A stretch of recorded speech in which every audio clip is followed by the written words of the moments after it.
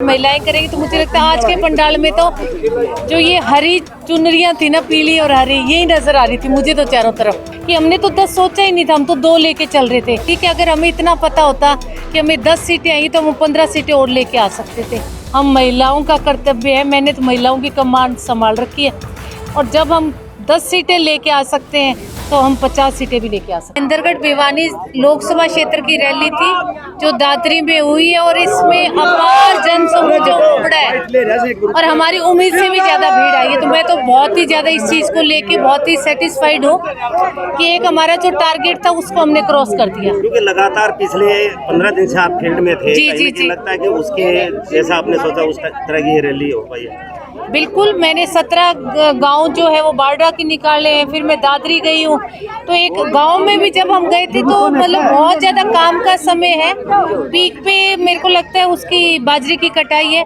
फिर भी हर गांव में पुरुषों के बराबर जो मुझे महिलाएं मिलती थी ना, उस चीज़ को लेके मैं बहुत खुश थी। मुझे एक उम्मीद थी कि पंडाल को भरने का काम जो है वो आदमियों के बराबर महिलाएं करेंगी। तो मुझे लगता है आज के पंडाल में तो जो ये हरी चुनरियाँ थी ना, पीली और हरी, यही नजर आ रही थी मुझे तो चारों तरफ। स्टेज पर संबोधन के दौरान आपको एक 30 दिखाई दी कि 11% वोट पीछे बार मिली, 50% तक पहुंचने को लक्ष्य है दुष्यंत को सीएम बनाने का। देखो, 30 का तो मैं नहीं कहूंगी क्योंकि हमारे पास सिर्फ 9 महीने थे, उसमें कड़ी मेहनत करके हमने 10 सीटें ली। मैं बिल्कुल 30 वाली ये बात नहीं है कि हमने तो 10 सोचा ही नहीं था, हम तो 2 लेके चल रहे थे कि लोगों ने हमें 10 सीटें दी। हाँ, ये था कि हमारी जो 15 सीट थी उनमें कहीं हम 200 वोटों से, कहीं 150 से, कहीं 100 वोटों से पीछे। वो 30 जरूर मन में थी कि अगर हमें इतना पता होता कि हमें 10 सीटें आई तो हम 15 सीटें और लेके आ सकते थे। पर अब 5 साल की मेहनत के बाद में जननायक जनता पार्टी जो है वो 50% वोट जो है वो विधानसभा में लाने का काम करेगी और राज बनाने का काम करेंगे।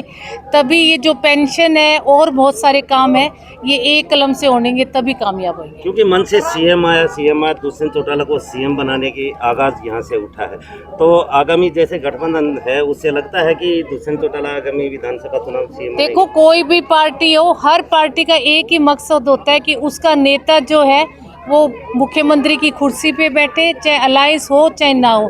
क्या अलायंस में हम सपने देखने छोड़ देंगे? सपने देखेंगे तभी सपने पूरे होंगे ना। हम तो दिन में देख रहे हैं, कोई हमें किसी का डर नहीं है बिल्कुल भी कि हम सीएम का सपना ना देखें। बिल्कुल देखेंगे और दुष्यंत को वहाँ पहुँचाने का काम करेंगे। क्योंकि गठबंधन से ऐसा हो सकता है, संभव है। दिन के बाद रात आती है ना, रात के बाद फिर दिन निकलता है। तो ये जनता जनार्दन है, इसका कुछ नहीं पता कि किसको उस कुर्सी पे बिठा दे, किसको धरातल पे बिठा दे। तो जनता के संपर्क में रहो, दिन रात हमारे वर्करों के टच में रहो, दिन रात पार्टी के प्रचार करो।